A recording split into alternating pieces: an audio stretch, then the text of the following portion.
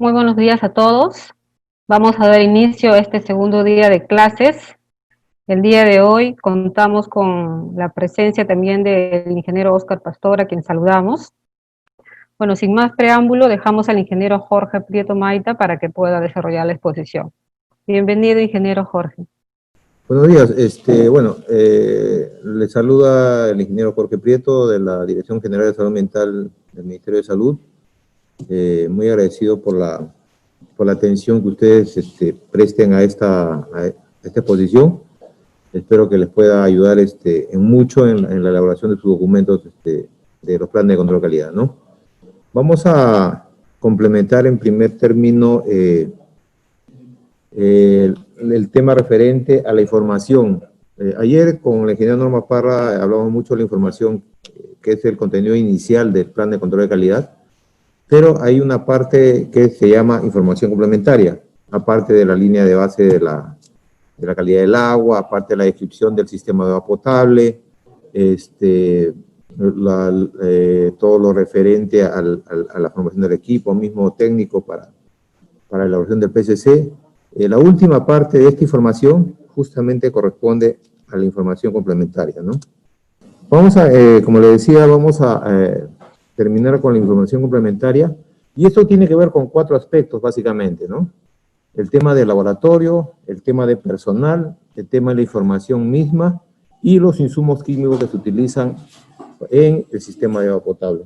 Entonces, vamos a desarrollar primero estos 4 ítems y vamos a indicarles claramente cómo es que estos ítems o esta información tiene que ser registrada en el expediente de los planes de control de calidad.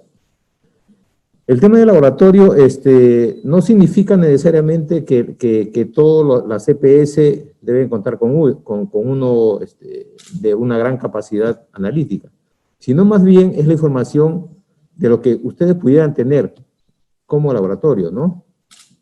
Y ustedes se preguntarán primero, ¿la EPS tiene su laboratorio? Si lo tiene o no lo tiene. Pero por lo menos, en el marco del control de calidad que realizan ustedes sabrán que esos controles tienen parámetros de calidad, parámetros que se monitorean frecuentemente, es decir, todos los días, ¿no? Como es la turbidez, como es el cloro residual, como es el pH, ¿no? Entonces, y estos parámetros justamente se miden también con equipos, ¿no? Sin embargo, eso no significa que ustedes vayan a tener un laboratorio, por ejemplo, para tener todos estos equipos, ¿no? Pero sí lo deben tener, me imagino, ¿no? En todo caso, hay que indicar expresamente, si no tienen un laboratorio, indicar dónde están realizando estos análisis, ¿no? Los análisis, por ejemplo, microbiológicos, los análisis fisicoquímicos, los de metales, ¿no? Dónde se realizan y poner esta información. Ahí no se le pide que ustedes adjunten los reportes de ensayo, sino únicamente la información relacionada a dónde están realizando ustedes los análisis en los controles que ustedes realizan al agua potable, ¿no? El agua para consumo humano. Ahora, ese es el caso en el que ustedes no tuvieran un laboratorio. Pero si lo tuvieran, ustedes tienen que registrar esta información. Primero, ¿cuál es su capacidad analítica? ¿A qué me estoy refiriendo con esto? Me estoy refiriendo a qué tipo de análisis ustedes realizan. Pueden ser microbiológicos, pueden ser físico-químicos, ¿no? ¿Qué es lo que comúnmente se encuentra, ¿no? Algún metal de repente también, ¿no? Esa descripción se tiene que indicar en el expediente. ¿Qué parámetros ustedes analizan ahí en su laboratorio? Ayer conversábamos justamente el tema de qué personal idóneo tendría que estar a cargo de ese laboratorio, ¿no? Y en realidad tiene que ser de la especialidad. Es decir, si hace un análisis microbiológico, tiene que ser un biólogo o microbiólogo, ¿no? Si es un análisis químico, tendrá que ser un ingeniero químico, ¿no? O un químico, ¿no? Entonces, pero es un tema que el día de ayer ya lo hemos tratado. Ahora lo que estamos tratando, lo que vamos a registrar en este ítem es todo lo referente a la descripción del laboratorio que ustedes pudieran tener, ¿no? La capacidad analítica, ya les he dicho a qué se refiere. Ahora, para esa capacidad analítica se entiende que deben de tener en ese laboratorio equipos para hacer esos análisis, ¿no? Para hacer los análisis químicos, para hacer los análisis microbiológicos, tendrán pues de repente un baño María, tendrán ustedes seguramente equipos idóneos para cada tipo de análisis que van a realizar, ¿no? Hay que indicar las especificaciones técnicas de cada uno de estos equipos. Yo sé que esa información a veces es bastante tediosa, pero si es que tienen un laboratorio, pues lo tienen que tener adecuadamente implementado, y eso involucra pues tener especificaciones técnicas de cada uno de los equipos. Ahora, si dentro de ese laboratorio también tienen equipos para análisis de cloro residual, digitales, por ejemplo, de pH, de turbiedad, también se tienen que incluir todas esas especificaciones técnicas de los equipos, ¿no? Y si solamente tuvieran eso, también lo tienen que describir, porque es lo común. Lo común es que todas las EPS, supongo yo, que deben tener mínimamente estos equipos para análisis de pH, control cloro residual, turbiedad, que es lo que normalmente todos los días seguramente lo van a medir, ¿no? Luego también, como es lógico, los equipos para que tengan la confiabilidad de los resultados, pues tiene que estar calibrados, ¿no? Y tiene que indicar cuál es la frecuencia de esta calibración. Y yo me imagino que eso también estará de repente incluido en su plan maestro optimizado de repente también, ¿no? Entonces, esta frecuencia de calibración se tiene que indicar. Igualmente que como documento de verificación hay que anexar la constancia de estas calibraciones, ¿no? Se entiende que cada calibración tiene un periodo de vigencia, entonces por lo tanto, me imagino que el momento que ustedes van a juntar estas constancias de calibración, denotará pues que sus equipos están realmente calibrados y con una constancia vigente, ¿no? Luego, el tema de la calibración se entiende que es una calibración que un laboratorio acreditado por INACAL tiene que hacerlo, porque otro tema es lo relacionado a los controles de calidad de los equipos. Cuando uno, por ejemplo, hace una medición de turbiedad, uno tiene que realizar unas calibraciones internas, ¿no?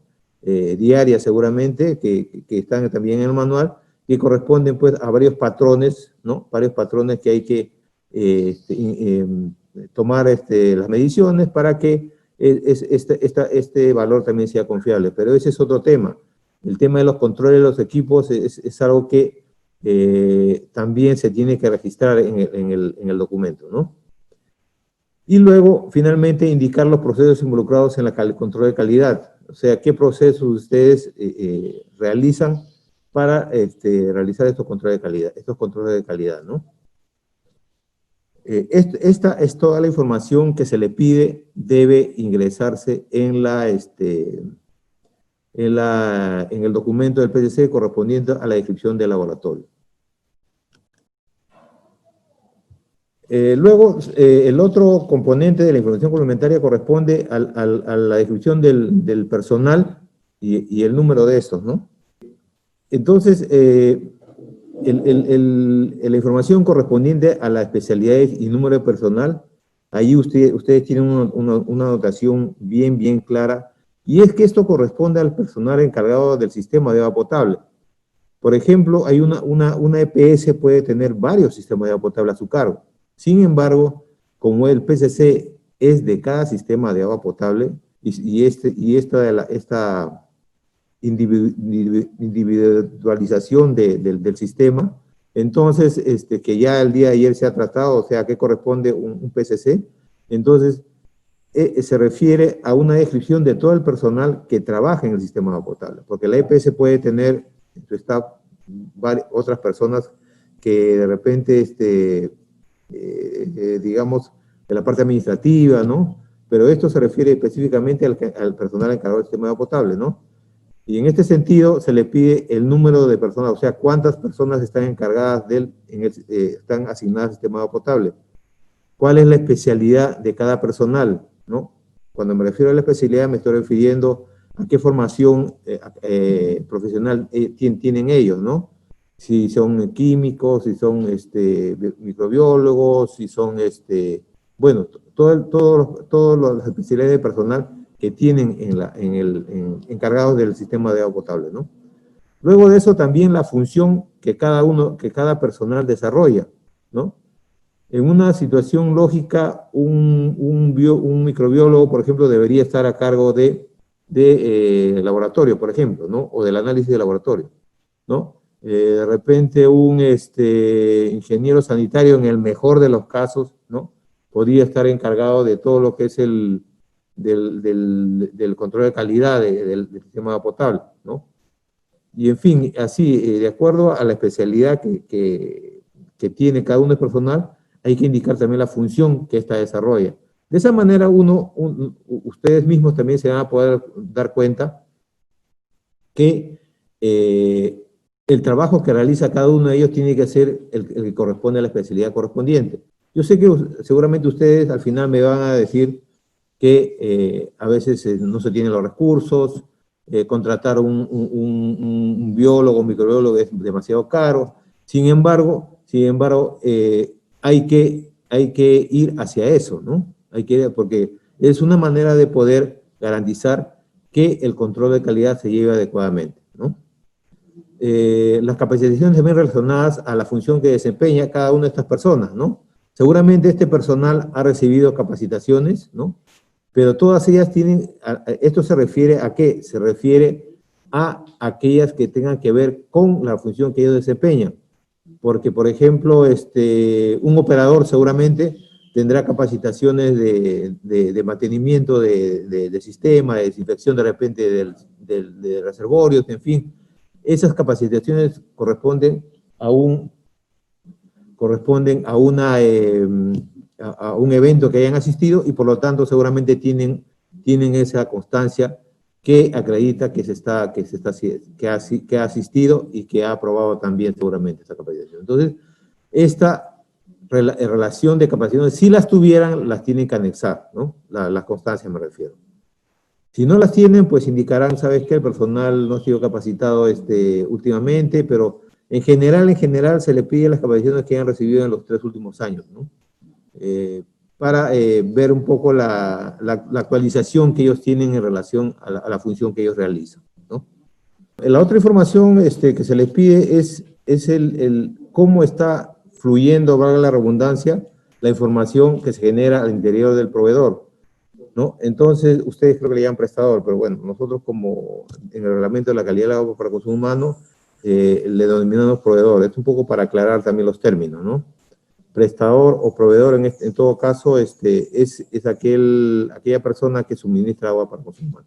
Bueno, eso para aclarar ese tema. Ahora, hay información que se genera al interior en el marco de la operación y mantenimiento del sistema de agua potable, ¿no? Y esta información seguramente tiene que ser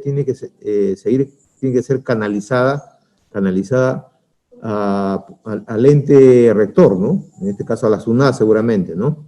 Entonces, para este efecto, ustedes seguramente utilizan unos formatos, se organizan de alguna manera, ¿no? Para hacer registrar esta información, o sea, qué personal participa en este registro de información, qué sistemas informáticos ustedes utilizan para justamente registrar esta información, y el sistema para reportar a la autoridad, en este caso el ente regulador, ¿no?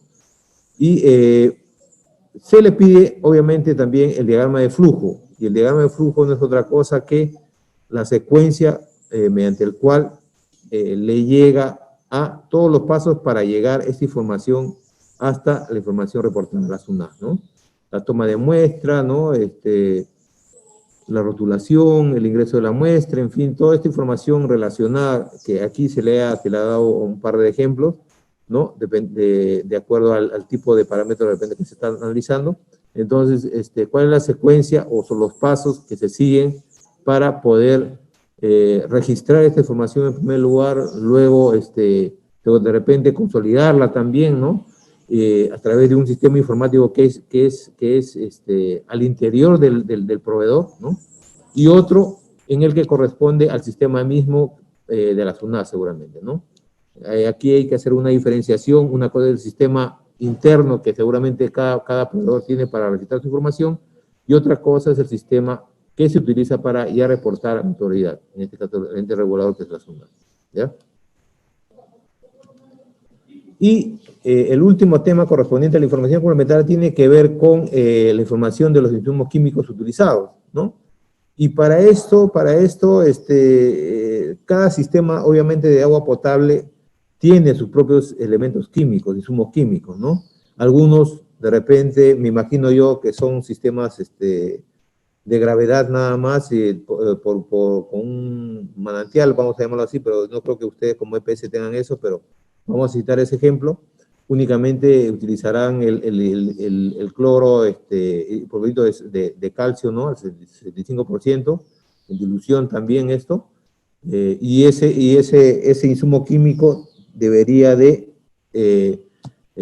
detallarse toda esta información que aquí se indica, ¿no? Otros sistemas un poco más complejos seguramente tendrán decantadores y sedimentadores o de repente procesos de floculación también, ¿no? Y entonces para hacer efectivo esta floculación, pues se tiene que utilizar insumos polímeros en algunos casos, en otros casos seguramente se va a utilizar elementos a base de aluminio, insumos a base de aluminio, ¿no? Y en los casos que seguramente en los que pudieran tener presencia de algas, ¿no? Debido a la característica de la fuente, seguramente utilizará un insumo a base de cobre, ¿no? Y en fin, son varios elementos que pueden ser utilizados, insumos químicos, perdón, que pueden ser utilizados para el tratamiento de agua potable, y entonces la información que se le pide deba registrar en su instrumento, que es el PCC, es en primer lugar la concentración de cada insumo. ¿A qué se refiere con esto? Se refiere a, por ejemplo, si yo utilizo hipoclorito de calcio, seguramente en la etiqueta indica la concentración, que es al 65%. Si es sulfato de aluminio, igualmente, ¿no? Indica ahí en el rotulado de la presentación, me va a indicar cuál es la concentración de cada insumo de estos. Y eso es lo que se le pide que registren en el plan de control de calidad. Luego de eso también el peso de acuerdo a la presentación de cada insumo. O sea, si estamos hablando, por ejemplo, balones de clorogas, ¿no? ¿Cuál es el peso que indica también la rotulación? Si estamos utilizando un balde de hipoclorito de calcio al 65%, pues seguramente este balde va a indicar ahí que es de 45 kilos, que es lo que normalmente se encuentra, ¿no? También hay baldes muy pequeños, pero estamos poniendo ese ejemplo, ¿no? Entonces, a eso se refiere con el peso de acuerdo a la presentación de cada insumo, ¿no? Si es un balde, si es un balón, si es un saco, en fin, ¿no? Lo que corresponde. Luego, como ustedes utilizan ese insumo, se entiende que también ustedes deben de tener un registro de cuál es el consumo mensual de cada uno de estos elementos, de estos insumos, ¿no? De repente, al mes, ustedes utilizan un balón de gas, de clorogas, ¿no? Un balón de clorogas de ese peso al mes. Entonces, eso se tiene que registrar, el consumo o cuántos kilos de hipoclorito de calcio utilizan al mes para tratar el agua, o sulfato de aluminio, o sulfato de cobre, en fin, lo que utilicen ustedes, eso se debe registrar como información del consumo mensual, ¿no? Del consumo mensual. Esa información se entiende que ustedes lo tienen porque ustedes utilizan ese insumo, ¿no? Y deben estar registrados aquí. Luego, cada uno de los insumos seguramente tienen un sistema de aplicación, ¿no? El clorogas seguramente es un sistema a presión, o el cloro en solución puede ser por un sistema de inyección, el sulfato de aluminio puede ser también por un difusor, en fin, de acuerdo al sistema de aplicación que ustedes están utilizando para cada insumo que se utiliza para el tratamiento del agua potable, pues se tiene que indicar también qué tipo o qué sistema están utilizando para su aplicación. O sea, cómo se dosifica, a través de qué se dosifica, en otras palabras, ¿no? Luego, también hay que registrar las pruebas de laboratorio que se le efectúan a cada uno de estos insumos que ustedes van a registrar. Si ustedes de repente realizan un control de si efectivamente ese hipoclorito de calcio tiene esa concentración que dice, ¿no? O si el sulfato de aluminio tiene la concentración que está indicado también en la rotulación. Entonces, indicar pues si ustedes realizan o no estas pruebas de laboratorio para para cada uno de estos insumos, ¿no? Luego, también la dosis aplicada. La dosis aplicada para cada uno de los insumos que utilizan. ¿Cuál es la dosis que utilizan, por ejemplo, para el hipoclorito de calcio? ¿Cuál es la dosis que utilizan de sulfato de aluminio? ¿No? Y esto, o muchos de estos elementos, tienen que ver con las pruebas de jarras que ustedes seguramente realizan para hacer esta dosificación.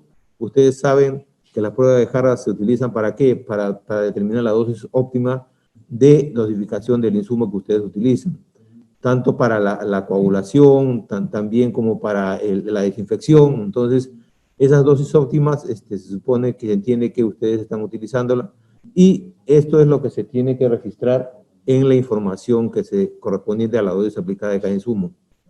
Y finalmente, la concentración del residual esperado del desinfectante, y esto se refiere específicamente al insumo que se utiliza para desinfectar el agua, ¿no? Y que es la dosificación final. ¿Por qué estoy aclarando esto? Porque hay sistemas de agua potable que tienen una calidad tal que se hace un sistema de precloración, ¿no? En todo caso, la precloración se entiende que es un proceso que se utiliza, ¿no? Cuando queremos a veces bajar la carga microbiana del agua que tiene, del agua cruda, ¿no? En ese momento, o de acuerdo a esa característica, ¿no? Pero el residual al que se refiere este ítem es el residual esperado ya en el agua para consumo humano, o sea, el agua que va a consumir la población, ¿no? Ahora sí vamos a entrar al tema referente, diría yo, al punto central, o lo más complicado, si se le puede llamar así, de la elaboración de un plan de control de calidad. Porque ayer conversábamos, o ustedes habían escuchado, de que el plan de control de calidad, en forma resumida, se refiere a qué? A una identificación de peligros y a una evaluación de riesgo, ¿no? Pero no es tan sencillo como pudiera parecer, porque esto tiene que ver con tener bien claro los conceptos de cada uno de estos términos, ¿no? Y entonces el plan de control de calidad establece como fases del proceso para el análisis y la evaluación de peligros y eventos peligrosos, 4 etapas, ¿no? Primero es la determinación de los peligros, luego la determinación de los eventos peligrosos, luego el análisis de los peligros y eventos peligrosos, y luego la evaluación del riesgo. Y todo esto que ustedes ven como fases se tiene que hacer en cada uno de los componentes del sistema de agua potable. ¿Y esto por qué les digo? Porque a veces el que le habla ha tenido la oportunidad de revisar planes de control de calidad, y a veces solamente incluyen de la captación, o a veces solamente incluyen de la planta de tratamiento de agua potable, ¿no? El reservorio no lo incluyen, ¿no? La redistribución tampoco, ¿no? A veces la captación no se incluye, únicamente ponen de la planta de tratamiento de agua potable.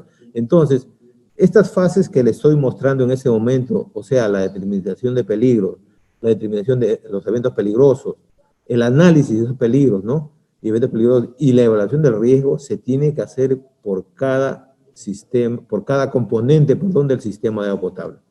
Si tenemos una captación, tenemos un reservorio, tenemos una planta, tenemos la línea de aducción, tenemos la línea de conducción, las redes también, las válvulas que tienen, ¿no? Las cámaras reductoras de presión, en fin, todos los componentes del sistema de agua potable se tienen que identificar estos peligros y eventos peligrosos. Y obviamente evaluar el riesgo, ¿no? Entonces, eso tiene que quedar bien claro, porque como les decía, hay muchos expedientes que se presentan con esta observación, ¿no?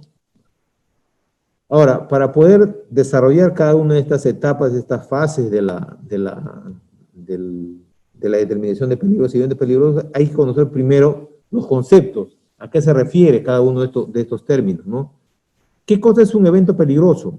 Un evento peligroso, o una fuente de peligro también le llaman, es la situación que introduce peligro en el sistema de agua potable, que puede ser de origen natural, como puede ser de origen antropogénico, ¿no? Y aquí les muestro unos ejemplos de los eventos peligrosos, ¿no? Por ejemplo, la minería. La minería puede tener varios efectos que puede tener negativos al sistema de agua potable, ¿no? Que pueden introducir riesgos, ¿no?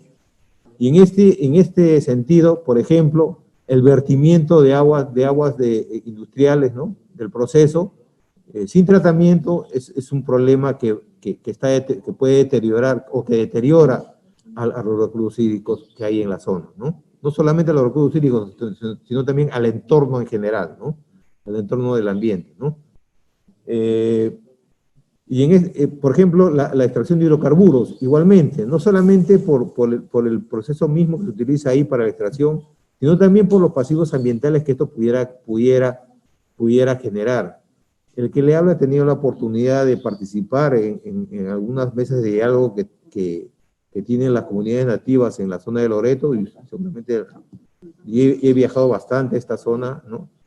Y a veces uno no se explicaba por qué es que las personas tenían metales en el cuerpo, ¿no? Y eso lo han determinado los análisis, obviamente, ¿no? Entonces, y uno decía, bueno, pero ¿qué tiene que ver los metales con la extracción de hidrocarburos? Y entonces, cuando tuve la oportunidad también de participar en los planes de descontaminación, ¿no? Se identificaba que había muchos pasivos ambientales que tenían que ver con residuos que había dejado la extracción de hidrocarburos. Y estos residuos que tienen que ver con maquinarias, con equipos, con metales en general, se degradan obviamente por el clima que hay en la zona, y por lo tanto esta degradación genera que el agua, el recurso hídrico que hay en la zona y por la escorrentía misma, pues lleve esta contaminación. Y el peligro se ahonda más. ¿Por qué? Porque muchas de las comunidades que hay en comunidades nativas que hay en esta zona, pues consumen el agua directa del río. Y entonces lo que estaba sucediendo, o lo que sucede, es que, si bien es cierto, el hidrocarburo por sí mismo no tiene un metal pesado, sin embargo, la actividad misma que se desarrolla en la zona, pues genera este tipo de problemas. Y recién pude entender cuál es la relación que tenía esta extracción con el metal que se encuentra en la persona, ¿no? Entonces, es un poco para que ustedes puedan identificar o puedan tomar conocimiento de cómo es que se identifica este tipo de peligro. Ahora, los fenómenos meteorológicos también, ¿no? A veces hay presencia de lluvias en zonas y que generan, ¿qué cosas? A veces generan inundaciones, generan la introducción de microorganismos también en el sistema de agua potable, ¿no? Se eleva la turbidez del agua, ¿no? En fin, dependiendo de eso también, en algunas zonas, ya también por la actividad geológica, pues hacen que esta presencia de lluvias también arrastre elementos químicos en el agua, ¿no? Entonces, otro de los ejemplos también es el almacenamiento de agua cruda, ¿no? No sé si usted, me parece, Arequipa ha estado acá en este grupo, ¿no? Arequipa. No. Bueno, hace algunos años hubo un problema, ¿no? En Arequipa, y en donde se captó agua que estaba eutrofizada, y obviamente la eutrofización es generado por el almacenamiento del agua cruda en condiciones de altas temperaturas, ¿no? Y cuando hay este almacenamiento por mucho tiempo, pues lo que sucede es que hay un crecimiento excesivo de algas, hay presencia de fósforo, ¿no? Y este fósforo y la materia orgánica misma hacen que pues se le dé un mal olor y mal sabor al agua. Entonces, este tipo de cosas, este tipo de eventos, ¿no? Eventos que suceden, como ustedes podrán ver en la diapositiva, son de origen tanto natural, ¿no? Como también ocasionados por actividades productivas, ¿no? Ustedes ayer, justo el representante de la Maye, que seguramente me está escuchando, tienen, por ejemplo, en el pozo de Morrope presencia de arsénico, ¿no? Y también en algunas zonas de Ayacucho también sucede esto. Y esto, a veces, por encima de lo que uno pudiera pensar, que esto podría, la causa podría ser una actividad productiva. Sin embargo, dada la profundidad que tienen estos pozos, uno se da cuenta que es por causas geológicas. O sea, es por la naturaleza misma del terreno que le da esa particularidad, esa característica al agua que se capta a través de estos pozos. Entonces por ejemplo, este es un ejemplo de un evento peligroso, pero que tiene que ver con causas naturales, obviamente, ¿no? Espero que haya quedado bien claro qué cosa es un evento peligroso, y vamos ahora a definir qué cosa es un peligro, ¿no? El evento peligroso, vuelvo a recalcar, es una situación, es un evento, como su mismo nombre lo indica, que introduce peligro en el sistema de agua potable. Y entonces, ¿qué cosa es un peligro? Un peligro es el agente físico, químico, microbiológico o radiológico que puede afectar la calidad del agua para el consumo humano, y que obviamente puede ser generado por eventos naturales o antropogénicos. Y esto se refiere con el evento que lo ha causado. Entonces, el peligro es ese agente que puede ser microbiológico, puede ser químico, orgánico, inorgánico, puede ser radiactivo, puede ser la materia suspendida, o sea, la alta turbiedad que tiene el agua, ¿no? Los nutrientes vegetales por una eutrofización de la fuente de abastecimiento, en fin. Estos agentes que modifican o contaminan el agua corresponden al peligro. Entonces, hay que tener bien claramente qué cosa es un peligro y qué cosa es un evento peligroso. El peligro es el agente que se introduce en el sistema de agua potable, y el evento peligroso es el, vamos a llamarlo así, porque también así lo define el documento de la directiva, es la fuente del peligro, ¿no? El evento peligroso. Entonces, hay que tener bien claro estos dos conceptos, porque de eso depende el resto del procedimiento para poder identificar, evaluar el riesgo de cada uno de estos eventos peligrosos, ¿no? Y también los puntos críticos, los puntos de control, las medidas de control que tienen que establecerse, y eso es algo que vamos a ver un poco más adelante. Pero estos dos conceptos se tienen que quedar bien claros para que ustedes puedan, al momento de elaborar los planes de control de calidad, ustedes puedan identificar eso, ¿no? Ahora, siempre recalcando que es a todos los componentes del sistema de agua potable, ¿no? Tenemos aquí algunos ejemplos de peligros y eventos peligrosos, ¿no? Hemos puesto por cada uno de los componentes más comunes que tenemos, ¿no? En la captación del agua del río, un peligro, los peligros, por ejemplo, ahí detectados son la contaminación química, microbiológica, ¿no? Y el evento peligroso que puede causar justamente este peligro es la minería, la agricultura, la geología, la actividad ganadera, ¿no? El fenómeno climático, los embalses de agua cruda, el desarrollo urbanístico. Ustedes sabrán que cuando hay un desarrollo urbanístico, por ejemplo, ¿no?, que no es ordenado, que no es planificado, pues va a suceder lo que ustedes observan en la foto de la izquierda, de la derecha, perdón, ¿no? O sea, grandes cantidades de vertimiento de aguas residuales al río, porque obviamente no tienen un sistema de recolección de aguas residuales.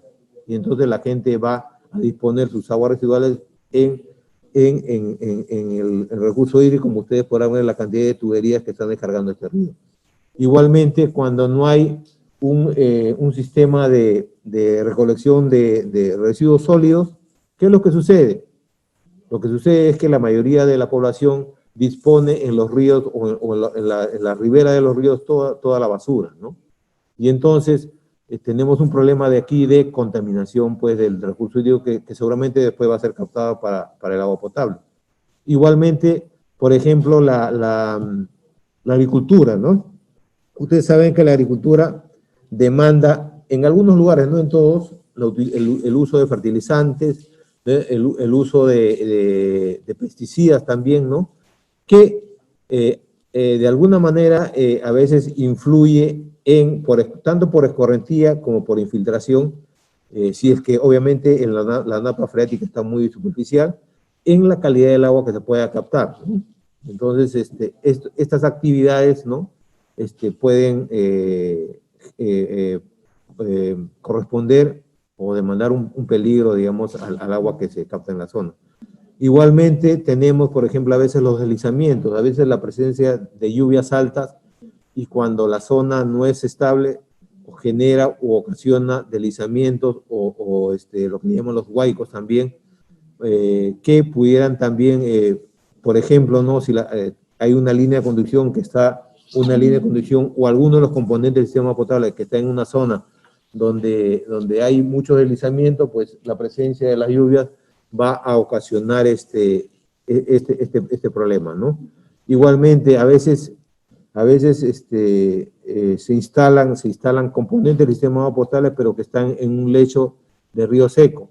Y como ustedes saben, todo lecho de río que de repente no haya sido activado por muchas horas, sin embargo, siempre va a haber ese peligro de que esto se active y pues, o pueda poner en riesgo esta infraestructura. Entonces, ese tipo de cosas hay que tenerlas en consideración.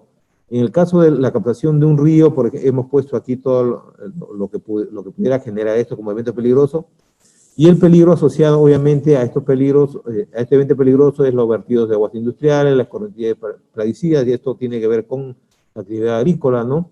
El arsénico y plomo en la fuente de agua, el pastoreo de animales que podría también introducir contaminación microbiológica a la fuente de abastecimiento, si es que, dependiendo de las condiciones que hay en la zona, ¿no?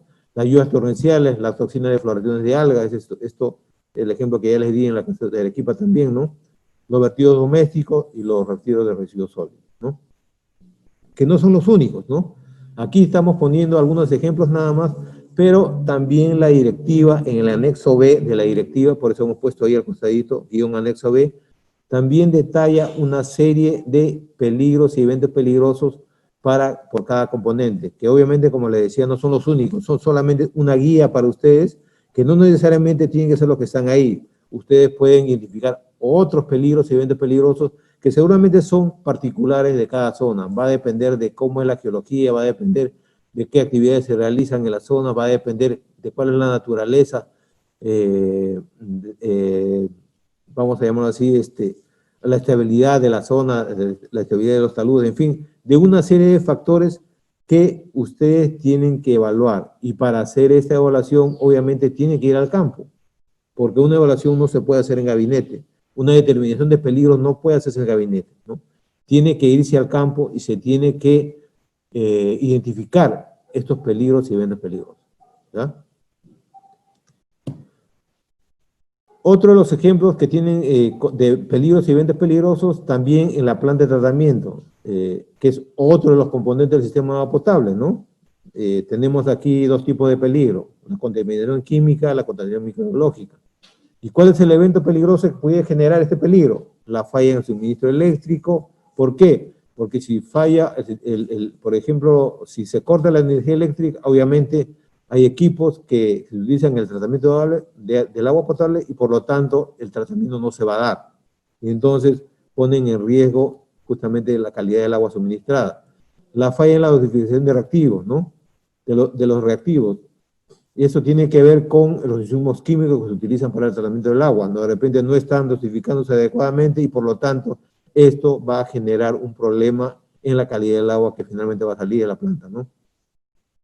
La falla en los filtros también. A veces los filtros están saturados, no se le ha hecho limpieza en el momento que corresponde y por lo tanto hay un problema ahí de turbidez de repente en el agua también, ¿no? Las habilidades de los equipos, la sobrecarga en la instalación, ¿no? Ustedes saben que todas las plantas de tratamiento, como cualquier infraestructura, tienen una capacidad máxima. Y esta capacidad, en el caso de las plantas de tratamiento, está determinada por la capacidad del caudal de tratamiento, ¿no?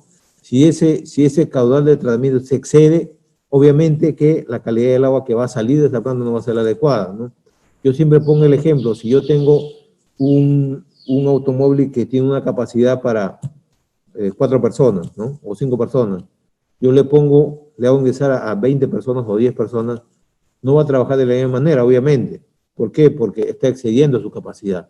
O un camión de 500, de media tonelada, yo le pongo 1 tonelada, obviamente no va a trabajar adecuadamente. Entonces, similar ocurre con las plantas de tratamiento. Ustedes me dirán, no, ¿sabes qué? La demanda es mucho más. Sí, pues, pero el hecho de ingresar mayor agua, estamos poniendo en riesgo, obviamente, que la calidad del agua que se obtenga de esa planta no sea la adecuada y no cumpla, obviamente, con los límites máximos permisibles, ¿no? Entonces, esto hay que tener bastante en consideración. Y obviamente ustedes tendrán seguramente un registro de estos caudales de tratamiento. ¿Cuál es el caudal que está ingresando acá a la planta, no? El mecanismo del punto de aplicación inadecuado también, ¿no? A veces yo tuve la oportunidad de estar en Tacna y observar, por ejemplo, que la dosificación del hipoclorito del sulfato de aluminio era en forma puntual y esto eso se dosificaba en un canal. Ustedes saben que para que haya una disolución, una mezcla completa, ¿no?, en el agua y sea efectiva esta dosificación de sulfato de aluminio para bajar la turbiedad, pues tiene que hacerse en todo lo ancho del canal de tal manera y sobre todo también en un resalto hidráulico de tal manera que se pueda mezclar totalmente este insumo químico que se está dosificando. Entonces, cuando se hace una dosificación en forma puntual por goteo en un solo punto, pues no va a resultar adecuado este tratamiento, ¿no? Los floculadores le faltan pantallas, también es un problema que puede generar, ¿qué cosa? Va a generar un problema de turbiedad a la salida también de la planta de tratamiento, ¿no? ¿Y cuáles son estos peligros asociados a cada uno de estos eventos peligrosos, ¿no? Afectan a los equipos, hay la interrupción del tratamiento, ¿no? El exceso de reactivos también, reduce la eficiencia del proceso de potabilización, tratamiento inadecuado, agua no tratada, ¿no? Son los peligros asociados a estos eventos peligrosos. Y como le vuelvo a recalcar también, estos, que no son los únicos, obviamente, solamente es un ejemplo, hay una guía que está indicado en el anexo B de la directiva, ¿no? Tenemos también aquí la determinación de peligros y eventos peligrosos en el reservorio, ¿no? Y reservorio, redistribución y lugares de consumo también, ¿no? Y esto para involucrar todos los elementos que corresponden al sistema de agua potable, ¿no? Que no son los únicos, como les digo, ¿no? En el reservorio, por ejemplo, puede haber una contaminación microbiológica dependiendo de las condiciones de esta infraestructura, ¿no? Contaminación química también, ¿no? Fisuras, y esto está relacionado con, ¿qué? Con las fisuras en las paredes, ¿no? La falta de limpieza, válvulas de tuberías de hierro que están corroídos, o sea que ya necesita hacer un cambio también, las tapas sanitarias que no las tienen también, ¿no? Entonces, todos estos eventos peligrosos que ustedes pueden observar aquí, que no son los únicos, siempre recalcando, ¿no? Va a depender de cada sistema qué es lo que corresponda, pues va a generar un peligro, ¿no? Y el peligro asociado es el deterioro progresivo de la infraestructura, ¿no? Tenemos un reservorio que está en malas condiciones, entonces obviamente las fisuras van a traer como consecuencia la infiltración del agua al interior del reservorio, ¿no? Si le faltan las tapas o las tapas están deterioradas, también va a generar por la presencia de lluvias que si estuviera en la zona o por la infiltración del agua a través de estas tapas que no son adecuadas, una introducción de contaminación química también, ¿no? En la redistribución también se pueden dar contaminación microbiológica. A veces hay fugas de agua, hay tuberías de PVC al descubierto, o sea, no están enterradas, ¿no? No están cubiertas, digamos, adecuadamente, o a la profundidad que debe de tener. Falta de limpieza interna, ¿no? Y no se cuenta con un estudio catastral de las tuberías también, que es algo que ayer justamente creo que conversaban del catastro que tienen, que no está actualizado en cada sistema de agua potable. Entonces, por eso es que es importante que cuando ustedes elaboren su plan de control de calidad, actualicen toda esta información referente al sistema, a cada componente del sistema de agua potable. El tipo de tubería, la antigüedad de tubería, la longitud de las tuberías, ¿no? El material de las tuberías, en fin, ¿no? Cuando, por ejemplo, también hay conexiones clandestinas, pues esto también genera problemas, ¿no? Porque hay una introducción de contaminación básicamente microbiológica, ¿no?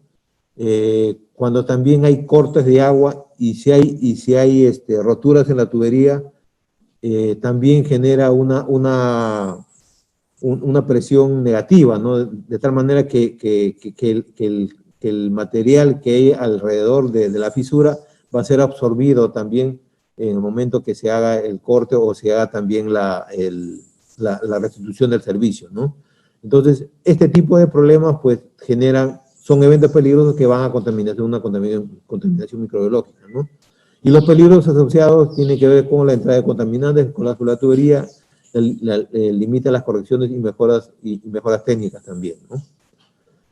Y en el tema referente a los lugares de consumo, también ya les había comentado las conexiones no autorizadas, tuberías de plomo, intermitencia en el servicio, ¿no? El servicio no es continuo, ¿no?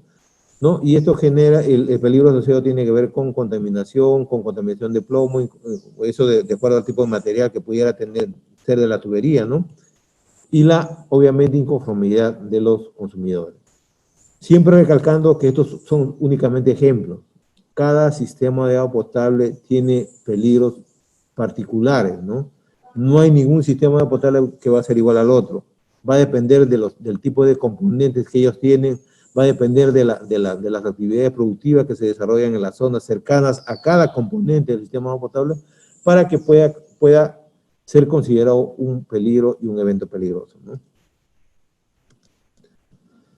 Vamos ahora a hacer la evaluación y la clasificación de los riesgos. Hasta el momento hemos primero definido conceptos básicos de peligro, evento peligroso, y hemos también indicado cuáles son estos peligros y eventos peligrosos y cuáles son los ejemplos que se dan y también están en el anexo B de la directiva, ¿no? Vamos ahora. Estos peligros y eventos peligrosos tienen que ser evaluados, obviamente, ¿no? Tienen que ser evaluados. ¿Y cómo se evalúa esto? Es a través del riesgo. ¿Qué cosa es el riesgo? Porque a veces se confunde mucho también riesgo con peligro, ¿no? El riesgo no es otra cosa que la probabilidad de ocurrencia de un evento peligroso en el sistema de agua para consumo humano, ¿no? Es la probabilidad. Y esta probabilidad o esa de la ocurrencia, este riesgo, en otras palabras, se evalúa bajo dos aspectos básicamente, ¿no?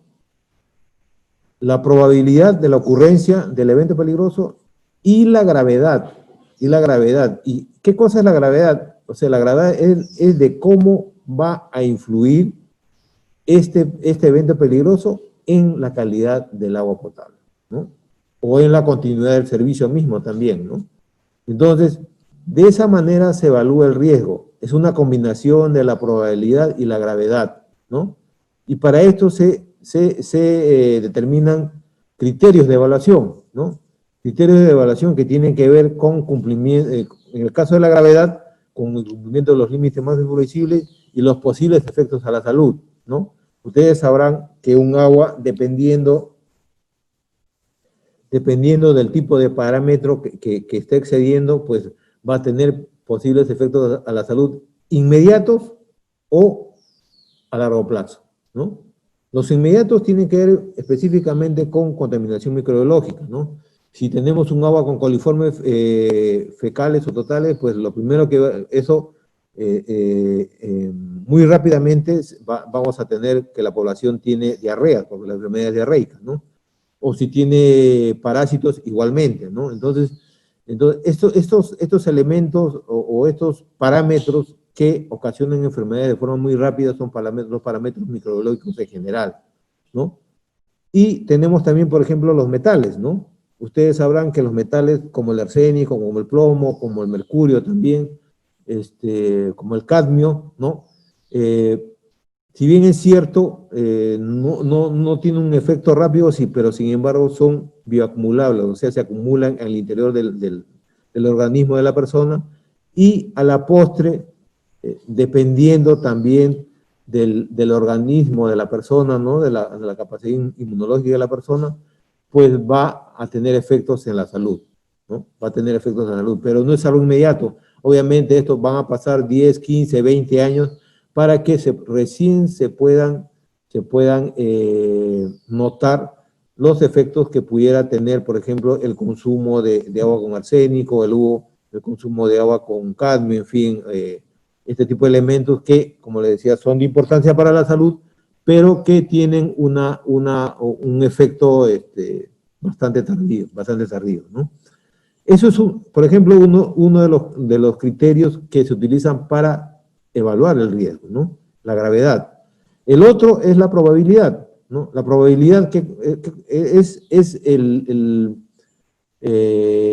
cada cuánto tiempo puede ocurrir este evento peligroso, ¿no? Y este análisis se tiene que hacer de acuerdo a los datos históricos que se cuentan, la frecuencia con la cual ocurre y la vulnerabilidad de los componentes del sistema, ¿no? Y para hacer este análisis hay que evaluar cada uno de estos peligros y eventos peligrosos, y de eso justamente consta esta evaluación, ¿no? De saber cada cuánto tiempo ocurre, ¿no? Si es una vez al día, una vez al mes, una vez al año, ¿no? En fin, pero esto tiene que estar sustentado, obviamente, ¿no? Yo me acuerdo que alguna vez tuve la oportunidad de revisar un expediente de plan de control de calidad y identificaba un peligro que tenía que ver con la turbidez del agua en las épocas de avenida, en las épocas de lluvia, ¿no? Y entonces me ponían la frecuencia una vez al día, cuando realmente si estamos poniendo que eso solamente ocurre en los 3 primeros meses del año, eso no correspondía tampoco, ¿no? No todos los días llueve. Entonces, cuando uno hace este análisis de la probabilidad de la ocurrencia, tiene que sustentarse en lo que aquí está indicado, o sea, los datos históricos, la frecuencia misma, ¿no? Que puede ocurrir estos eventos peligrosos, ¿no? Ahora, ¿cómo se evalúan estos riesgos? Habíamos indicado, ¿no?, en la vista anterior que tenía que ver con gravedad y con probabilidad, ¿no? La directiva establece puntuaciones que están claramente identificadas para cada uno de estos componentes, ¿no? Tanto la probabilidad como la gravedad del impacto, ¿no? Y entonces la probabilidad, y en ambos casos tiene una valoración, una puntuación, ¿no? Del 1 al 5, tanto en la gravedad como del impacto como en la probabilidad. Entonces, primero analizamos cada uno de estos componentes, ¿no? La probabilidad, por ejemplo, y está bien claro en estos cuadros, si es que nosotros determinamos, o del análisis que ustedes realizan, determina que este evento ocurre una vez al día, eso significa que es casi siempre, vamos a llamarlo así, es la denominación que se le pone, entonces se le pondrá la valoración de 5. ¿Qué es lo que sucede si ocurre más de una vez al día? Bueno, esta es la elaboración más alta, entonces siempre se va a sostener eso, ¿no? Una vez al día o más de una vez al día va a tener la puntuación de 5 porque no tenemos mayor puntuación de esto. Diferente es el caso si, por ejemplo, yo tengo un evento que ocurre, ahí dice una vez a la semana, tiene una puntuación 4. Digamos que el análisis que yo he hecho me determina que este evento ocurre una vez a la semana nada más, pongo la puntuación 4. Pero alguno me va a decir por ahí de repente, ¿qué pasa si este evento ocurre 2 veces por semana? Pues entonces se tendrá que coger la siguiente puntuación. No será 4, porque esta valoración es bastante específica. Si es una sola vez a la semana, es 4. Si es más de una vez a la semana, ya pasa a la siguiente puntuación, o sea, la valoración de 5. Puede ser 2 veces por semana, pero 3 veces por semana, sin embargo, es muy específica esta valoración. Si ocurre más de una vez a la semana, entonces coge la siguiente puntuación. Igualmente, el moderado es una vez al mes, ¿no? Si el evento peligroso ocurre, ustedes del análisis que realizan indican que ocurre una vez al mes, bueno, pues tendrá una puntuación de 3. ¿Qué pasa si ocurre más de una vez al mes? Entonces tendrán que irse a la siguiente valoración, o sea, tendrán una puntuación de 4. ¿Ya? Igualmente, improbable, o sea, significa que ustedes del análisis han determinado que este evento peligroso ocurre una vez al año, y entonces, por lo tanto, tendrán una puntuación de 2. Pero ¿qué pasa si ocurre más de una vez al año? Tendrán que ponerle la puntuación de 3, ¿no? Igualmente,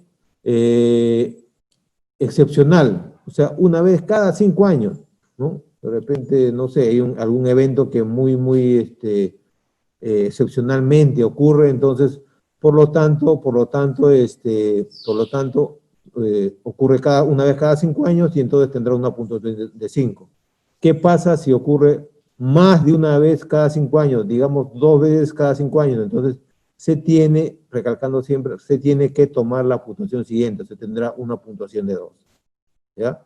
Entonces, esa es la forma como se determina la valoración de los riesgos, ¿no?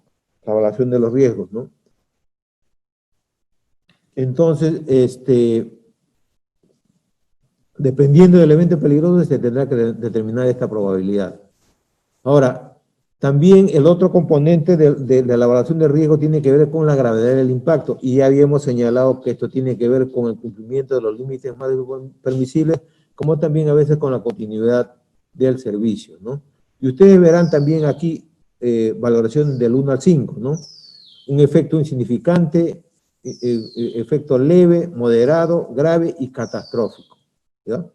Para que lo puedan entender de una manera más clara y práctica, las 3 últimas puntuaciones más altas, o sea, la puntuación 3, 4 y 5, tienen que ver con incumplimientos con los límites máximos permisibles de forma continua, vamos a llamarlo así, ¿no? De forma prolongada, ¿no? El efecto organoléptico moderado, como su mismo nombre lo indica, corresponde a suministro de agua que incumplen los LMP, los límites máximos permisibles, de por lo menos un parámetro organoléptico o algún incumplimiento prolongado sin relación con la salud. Ustedes sabrán, y esto vamos a aclarar porque seguramente hay mucha controversia en relación a este concepto de parámetro organoléptico. Las guías de la Organización Mundial de la Salud establecen este grupo de parámetros de calidad organoléptica porque están asociados a la aceptación del agua, por parte del usuario, pero que no tiene efectos a la salud, ¿no? Si uno lee la cuarta versión de las guías de la OMS, se establece que el umbral que ha sido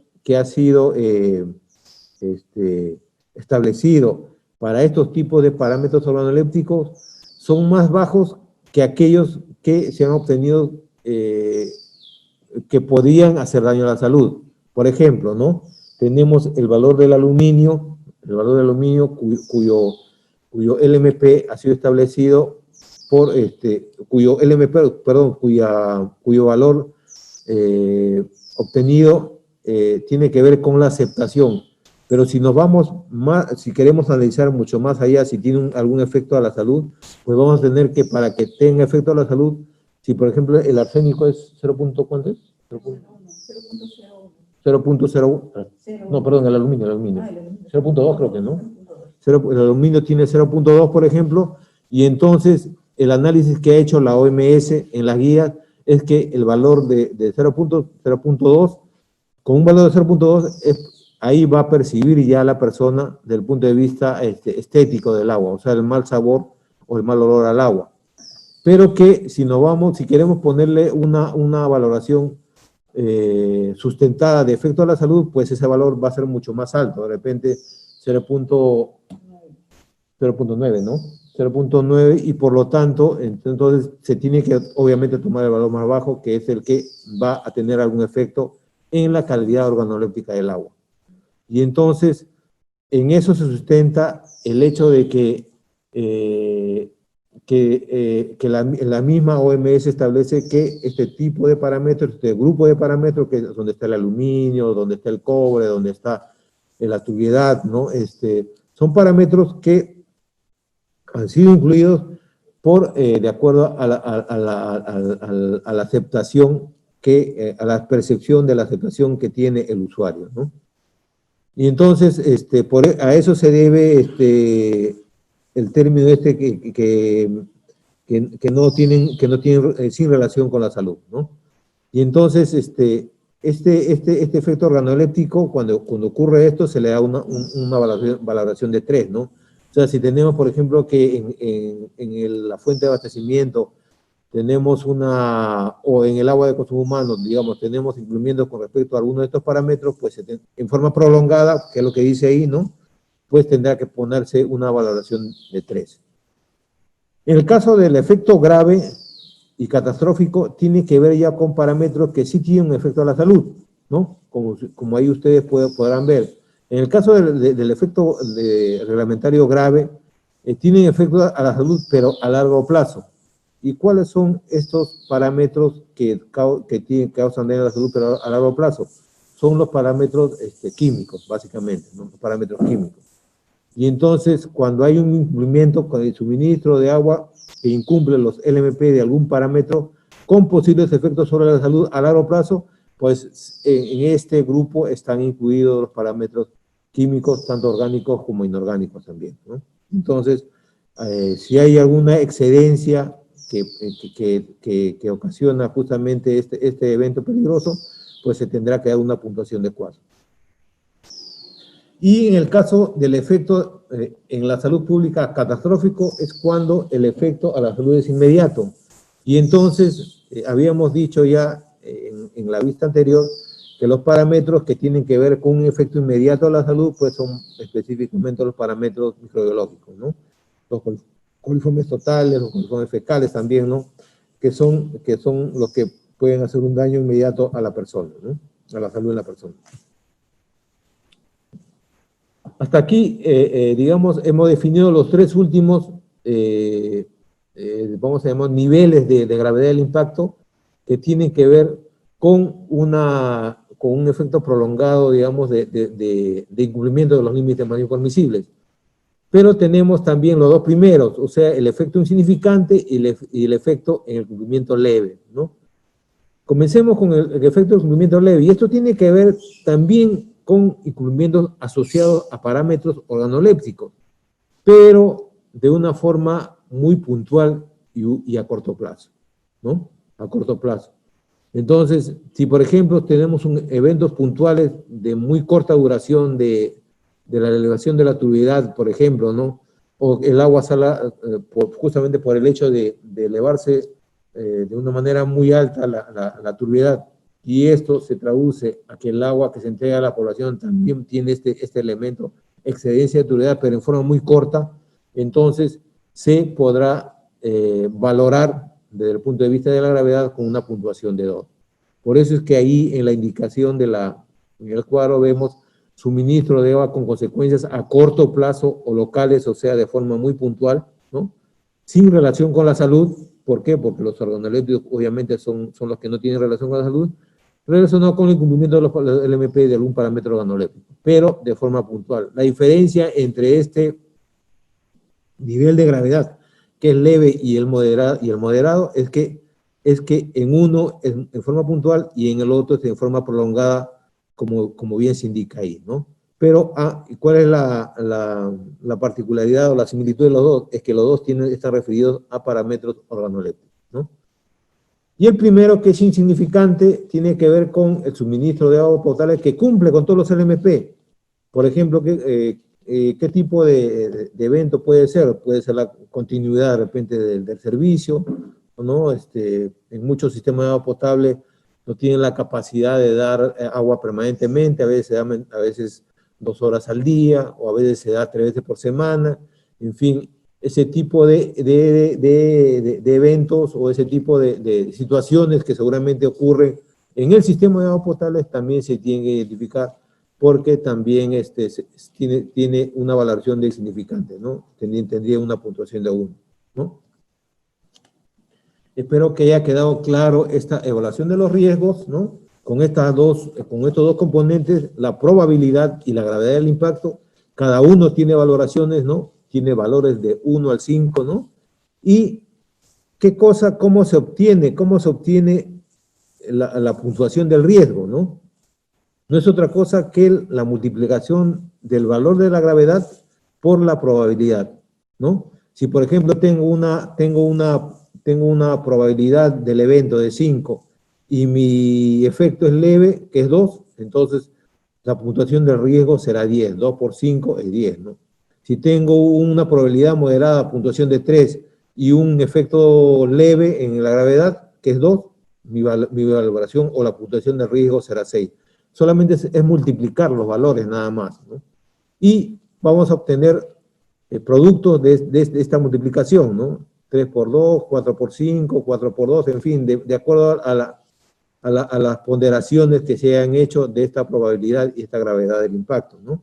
Y entonces, al hacer esta multiplicación vamos a obtener valores desde 1, perdón, ¿no? Porque el mínimo valor, si ustedes ven ahí, es 1, en 1 por 1 va a ser 1, desde el valor de 1 hasta valores de 25, ¿no? Porque tenemos, el máximo valor en ambos casos es 5, ¿no? Desde 1 hasta 25. Entonces, si este producto, cuando ya hemos determinado la gravedad y la probabilidad y la hemos valorado también, vamos a tener valores de riesgo, digamos, en este rango de valores, pero la metodología o la directiva establece que esta valoración de los riesgos tiene que ser clasificado, tiene que haber una clasificación, ¿no? Y para esto establece que aquellas valoraciones de los riesgos que son menores a 6, ¿no? Menores a 6, no incluye el 6, ahí tengan bien clarito, no dice menor igual, sino dice menor a 6, entonces significa que el riesgo, la calificación de riesgo es bajo. Si los valores del riesgo, del producto de la gravedad por la probabilidad, me da un valor que esté incluido entre 6 y 9, incluye el 6 y incluye el 9, significa que el riesgo es medio, ¿no? Es medio. Y si esta valoración del riesgo me da un producto, un valor que está entre 10 y 15, incluye el 10, ¿no? Y el 15 también, entonces significará que el riesgo es alto. Y si la valoración es mayor a 15, o sea, el producto del riesgo por la probabilidad, perdón, de la gravedad por la probabilidad es mayor a 15, entonces la clasificación de riesgo es muy alto, ¿no? ¿Y para qué nos sirve esta valoración del riesgo? Esto nos va a permitir establecer los puntos críticos de control y los puntos de control, ¿no?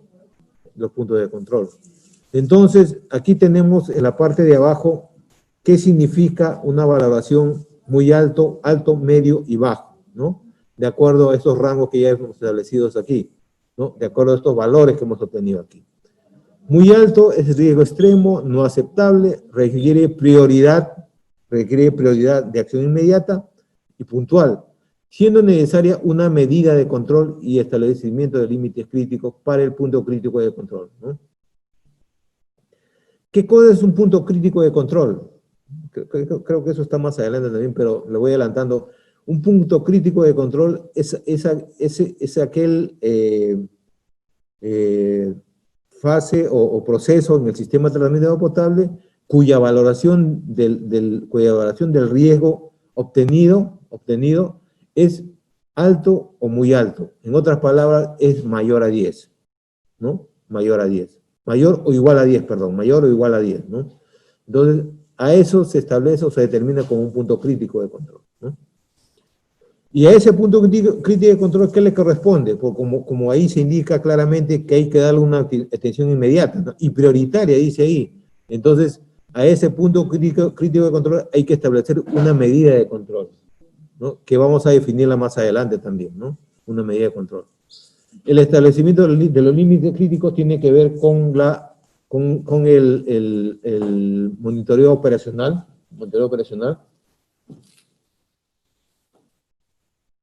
Entonces es mayor o igual. Es mayor o igual. Sí, perdón. Ya, es mayor o igual a 10. Entonces, si no incluye el alto.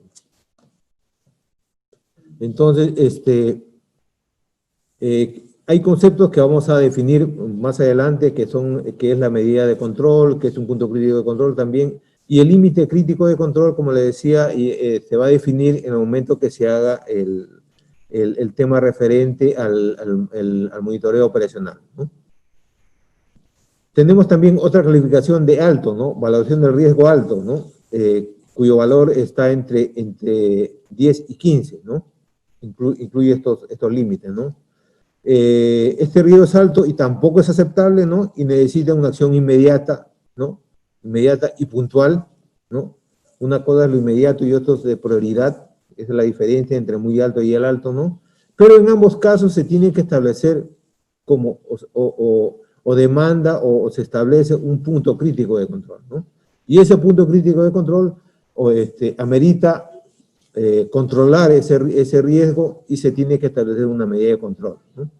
Entonces, tanto la ponderación del riesgo alto como muy alto demandan, primero, que se establezca un punto crítico de control y segundo, para controlar este evento peligroso hay que establecer una medida de control. Conceptos que vamos a definir un poquito después de esto, ¿no? Luego tenemos el riesgo medio y bajo. El riesgo moderado es un riesgo moderado y no aceptable y necesita de una gestión o se establecen medidas de control, ¿no? Medidas de control para controlar este riesgo que tenemos, que es medio, ¿no? Se entiende que todos los riesgos tienen que ser gestionados, ¿no? En el caso de los altos y muy altos, pues esto obedecerán a puntos críticos de control y a las medidas de control que se tienen que establecer. Y a los que son medios y bajos, pues también se tienen que tomar acciones, ¿no? No con la prioridad, obviamente, de los riesgos altos, muy altos, pero sí se tienen que establecer medidas de control de tal manera que podamos minimizar o desaparecer, vamos a llamarlo así, este riesgo que puede haber sido identificado, ¿no? Aquí tenemos un ejemplo de evento peligroso, de cómo se valora, ¿no? Un ejemplo de la valoración de un evento peligroso, ¿no? Tenemos, por ejemplo, la entrada de agentes patógenos por la pérdida de integridad de la red, ¿no? Debido a conexiones clandestinas, o sea, la introducción de contaminaciones microbiológicas específicamente, ¿no? Por estas conexiones clandestinas, ¿no? Y en la gravedad del evento se ha determinado que repercuten en la salud pública, ¿no? Pudiendo ocasionar casos de enfermedades, la enfermedad diarreica, ¿no? Que está asociado a la parte microbiológica, ¿no? Y la probabilidad de la ocurrencia, hay medidas de control de la instalación del agua, pero son ineficaces. Se han producido al menos 2 brotes debido a condiciones similares en el último año. Entonces, como ustedes podrán ver en la parte de abajo, se ha transcrito tanto el evento peligroso, la gravedad y la probabilidad, y están ahí sus valoraciones, ¿no? De acuerdo a la gravedad, obviamente tiene una valoración de 5, ¿por qué? Porque habíamos dicho que esta valoración de 5 corresponde a aquellos incumplimientos de los LMP que tienen un efecto inmediato en la salud pública. Y una contaminación microbiológica produce pues enfermedades diarreicas y por lo tanto se tiene que valorar con 5, ¿no? Y en relación a la probabilidad de la ocurrencia del evento, pues como ustedes podrán ver, ¿qué es lo que dice ahí? En la probabilidad que hay medidas de control de la instalación del agua y que se han producido 2 brotes debido a condiciones en el último año, ¿no? 2 brotes, 2 veces, vamos a llamar 2 veces al año, ¿no? Y por lo tanto, tiene una valoración de 2. Si vemos aquí en la valoración, dice ahí, ¿dónde está esto? Allá.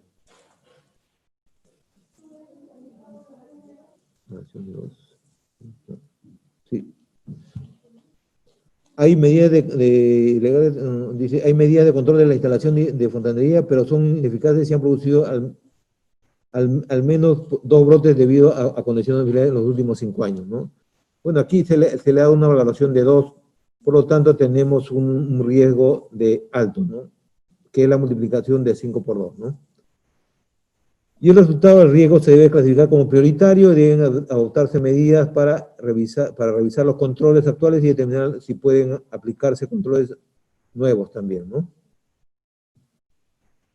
Este es un ejemplo nada más de cómo se evalúa este riesgo, ¿no? Cómo se evalúa este riesgo. Tenemos aquí también un cuadro que se tiene que adjuntar en el expediente del PCC, ¿no? Que es el resultado de la evaluación de los peligros los peligros y riesgos también, ¿no? Y ustedes verán en la primera columna es la etapa del proceso, o sea, el componente que ellos tienen, ¿no? Ayer también habíamos conversado que si tenemos una planta de tratamiento de agua potable, esto incluye varios procesos, ¿no? La floculación, la decantación, la filtración rápida, si es que lo tienen, ¿no? Y en cada uno de estos procesos, así como en todos los componentes del sistema de agua potable, se tienen que identificar estos riesgos, ¿no?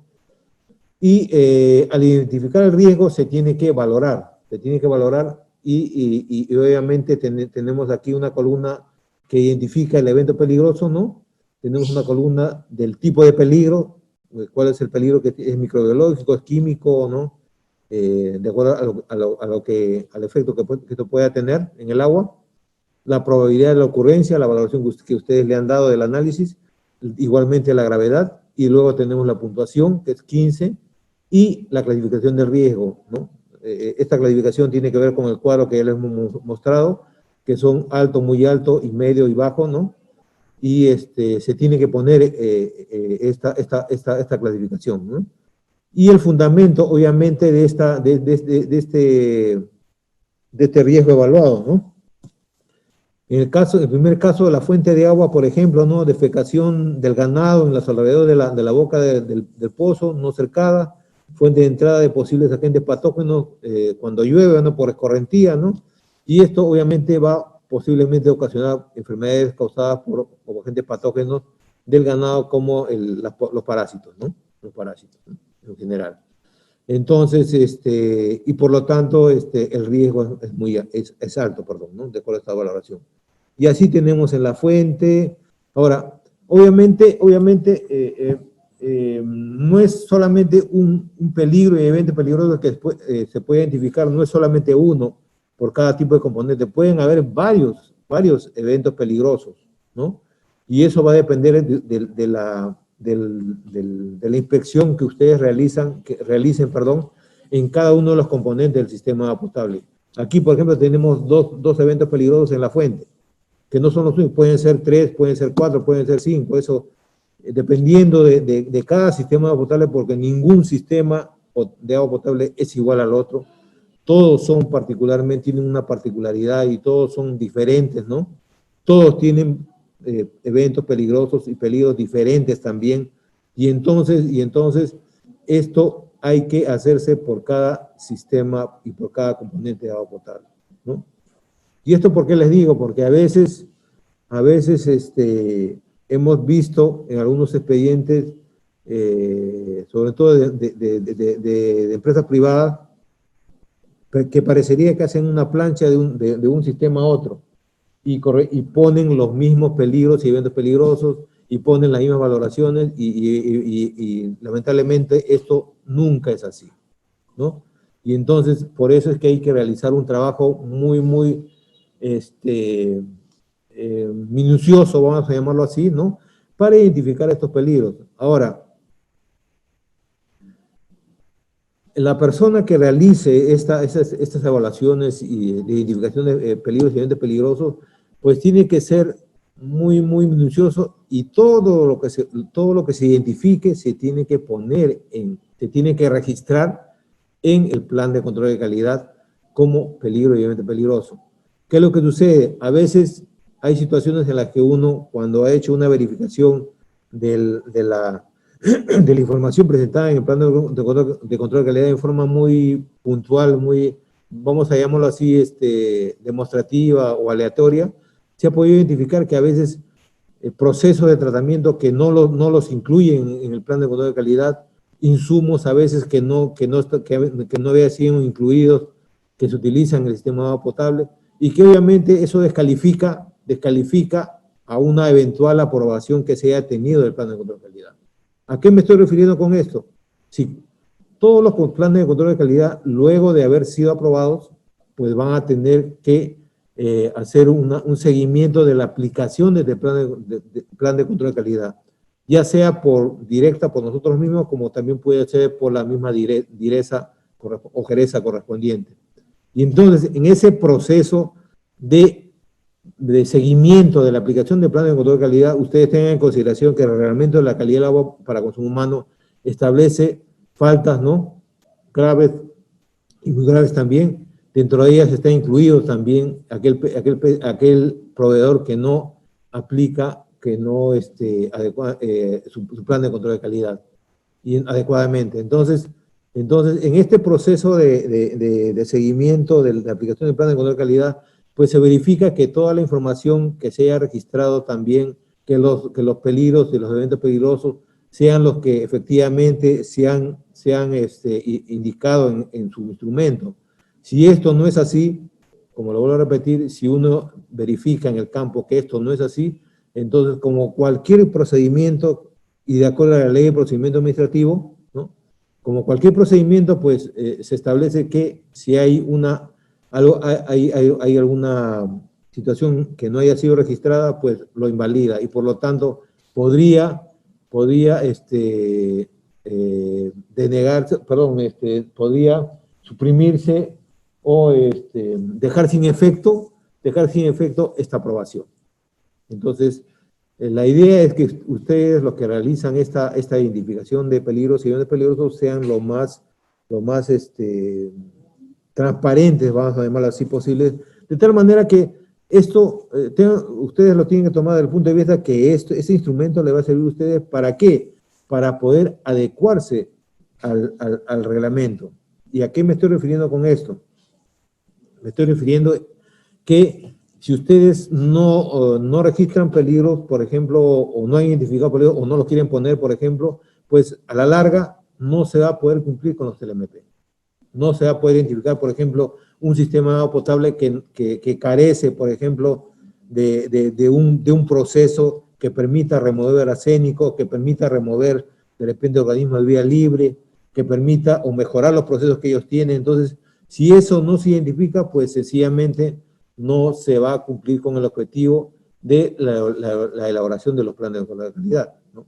A la postre, ustedes son los que elaboran el instrumento, ustedes son los que van a aplicar el instrumento, y si esto que ustedes están aplicando no es lo correcto, no es lo que realmente ocurre en el sistema potable, pues sencillamente no se va a lograr con el objetivo de que se pueda adecuarse gradualmente al cumplimiento del reglamento, en específico a los límites máximos permisibles, ¿no?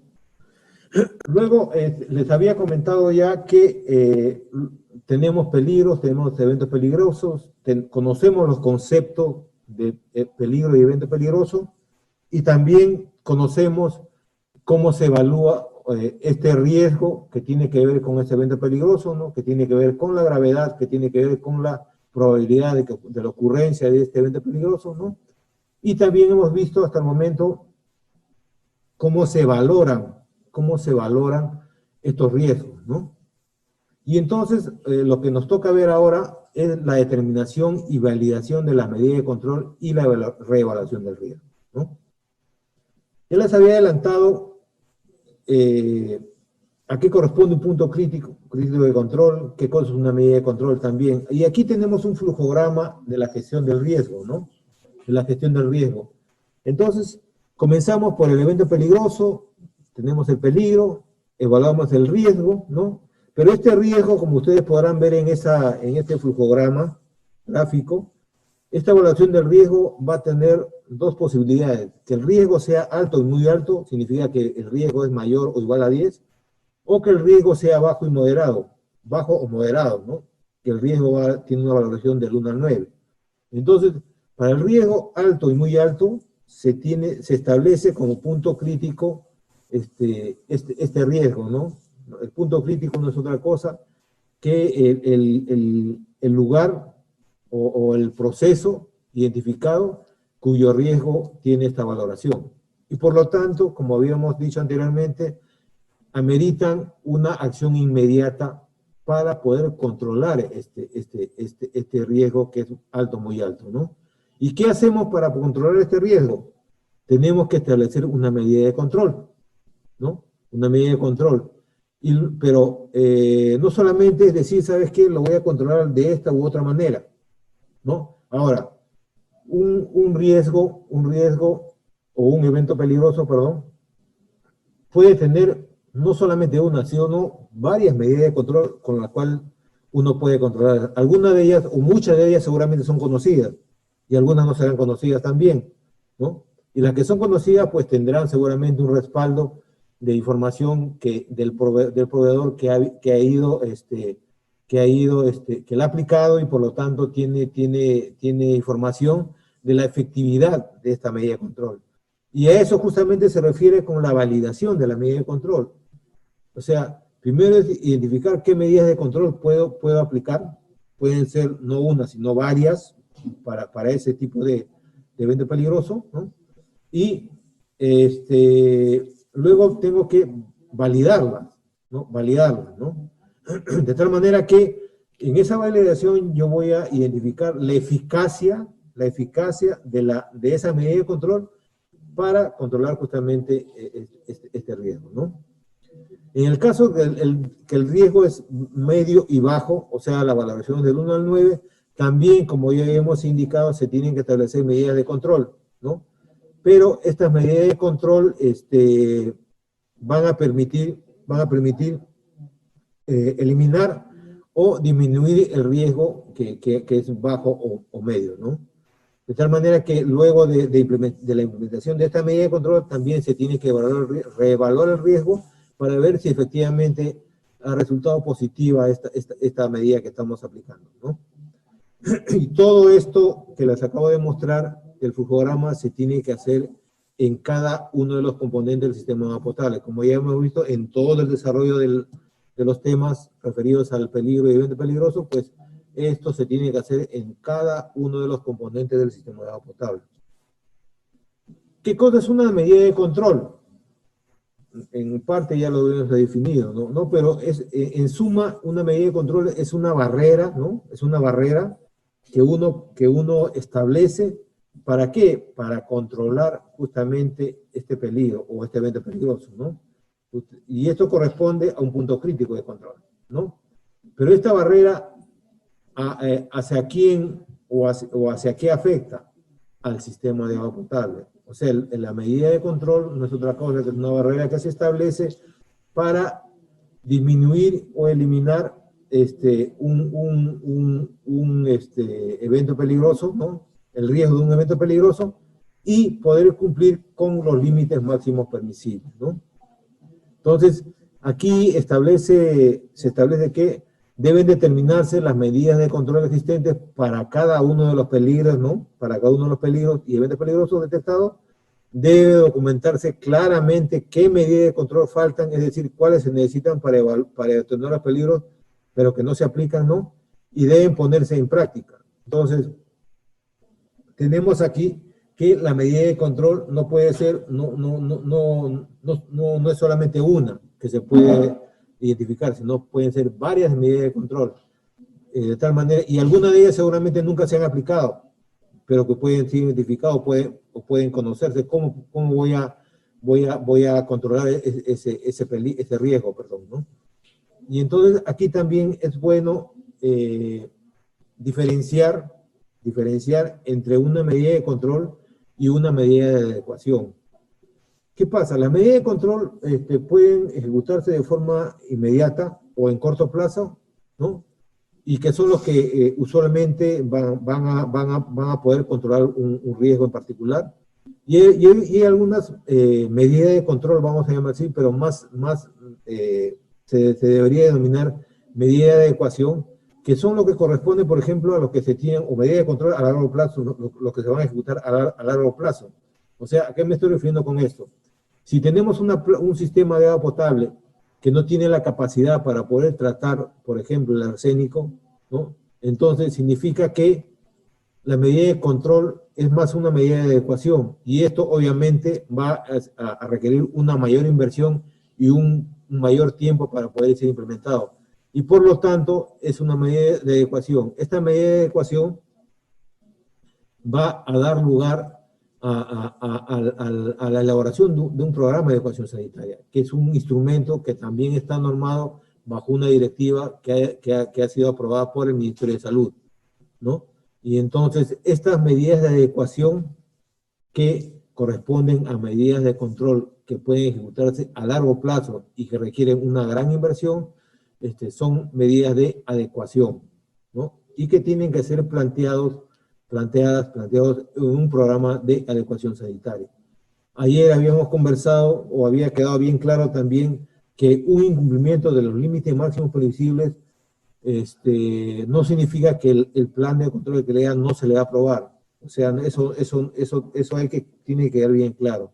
El plan de control de calidad en el plan de control de calidad se trata de establecer cuál es la situación actual que se tiene en el sistema de agua potable, ¿no? Así este sistema de agua potable esté incumpliendo con algún LMP. O sea, eso no lo invalida, vamos a llamarlo así, ¿no? Entonces, recalcando siempre que el plan de control de calidad se cumpla o no se cumpla con los LMP, puede ser aprobado, ¿no? El que no cumpla con los LMP, pues pasará a ser un programa de adecuación sanitaria. Y el que cumple con todos los LMP, y así está demostrado en el plan de control de calidad, pues terminará su proceso con el PCC aprobado, y luego se podrá aprobar la autorización sanitaria de la planta de tratamiento si es que la tuviera, ¿no? Entonces, hay que tener bien claro, como le decía, medidas de control a corto plazo como la medida de control a largo plazo, ¿no? Que más allá de eso son medidas de adecuación, ¿no?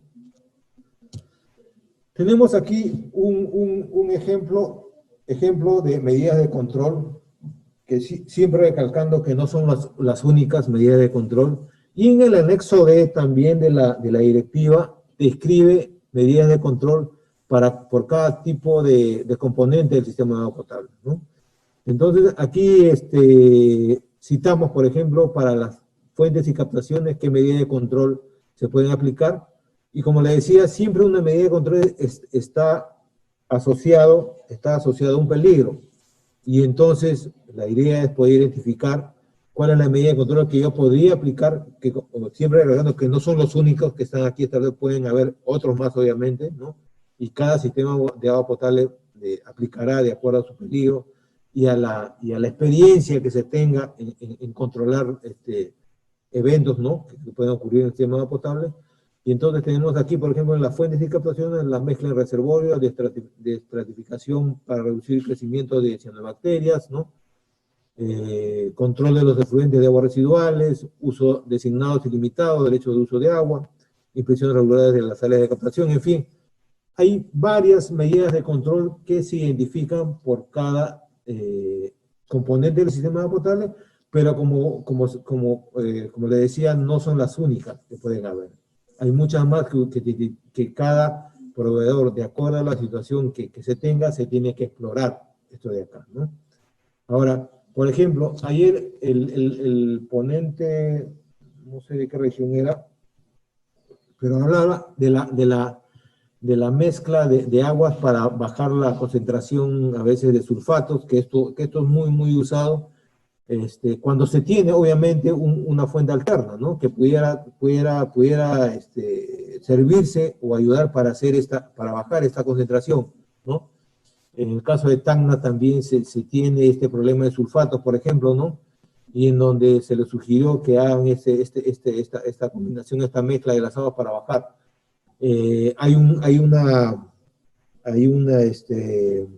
No un ejemplo, sino una situación, por ejemplo, en Jauja, que hicieron una mezcla también de un manantial que tenía arsénico, ¿no? Tenía arsénico, y obtuvieron o consiguieron, identificaron otro manantial que no lo tenía, ¿no? Sin embargo, la demanda de agua, el caudal de agua, determinaba que por sí sola no podía abastecer, entonces hicieron una mezcla de estos dos, del agua de estos dos manantiales, y lograron obviamente bajar la concentración de este elemento a valores que obviamente estaban por debajo de los LMP, ¿no? Esa es una de las alternativas, ¿no? Cuando esto es posible, y la otra obviamente sería el tratamiento de este elemento, de este parámetro que está excediendo, o en su defecto buscar otra fuente de abastecimiento que tenga la capacidad de poder cubrir la demanda total en el sistema, en la población, ¿no? Entonces, son algunas de las cosas que se pueden plantear, es un poco de la experiencia propia que hemos tenido, que tenemos aquí en el área de vigilancia, ¿no? Pero que ustedes, que son los que administran, que son los que controlan el sistema de agua potable, pues tienen que tener un conocimiento mucho más abundante, vamos a llamarlo así, de qué medidas de control se pueden aplicar para poder controlar un tipo de riesgo, un tipo de evento peligroso, ¿no? En el anexo, como le decía, D, creo que es el que estaba indicado ahí, donde están varios ejemplos de qué medidas se pueden aplicar por cada tipo de sistema, ¿no? Le decía también que se tiene que validar esta medida de control. No solamente es identificar qué medidas puedo establecer o puedo implementar, sino también se tiene que validar. ¿Qué cosa es la validación? La validación no es otra cosa que la obtención de la información acerca de la eficacia de esta medida de control identificada, ¿no? Para muchas medidas de control, dice ahí la validación, que siguiera un programa intensivo de monitoreo para demostrar su eficacia en circunstancias normales y excepcionales. La eficacia de esta medida de control no debe determinarse en forma aislada, sino en el punto en que se aplica el sistema de suministro de agua, ¿no? Entonces, obviamente una medida de control obedece a un caso particular, ¿no? A un caso particular para controlar un riesgo y seguramente va a ser aplicado en un punto en específico del sistema de agua potable, ¿no? Y para ese punto específico o proceso específico se tiene que determinar la eficacia de esa medida de control establecida, ¿no?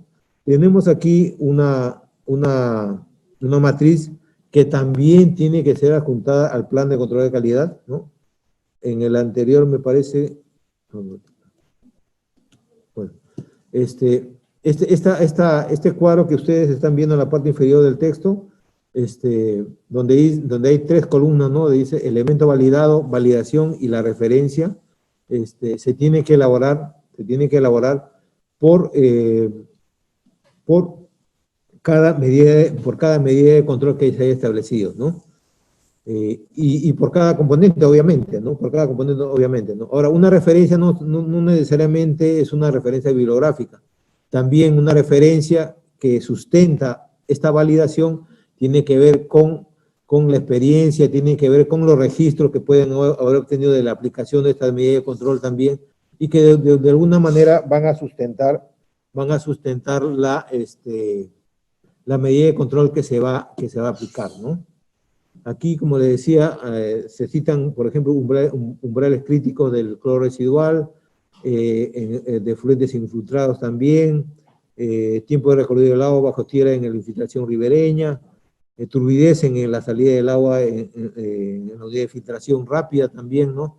Entonces, cada uno de estos elementos que se tienen que validar, pues se tienen que registrar, digamos, en esta matriz, y esta matriz tiene que estar incluida en el instrumento del plan de control de calidad, en el expediente, en otras palabras, ¿no?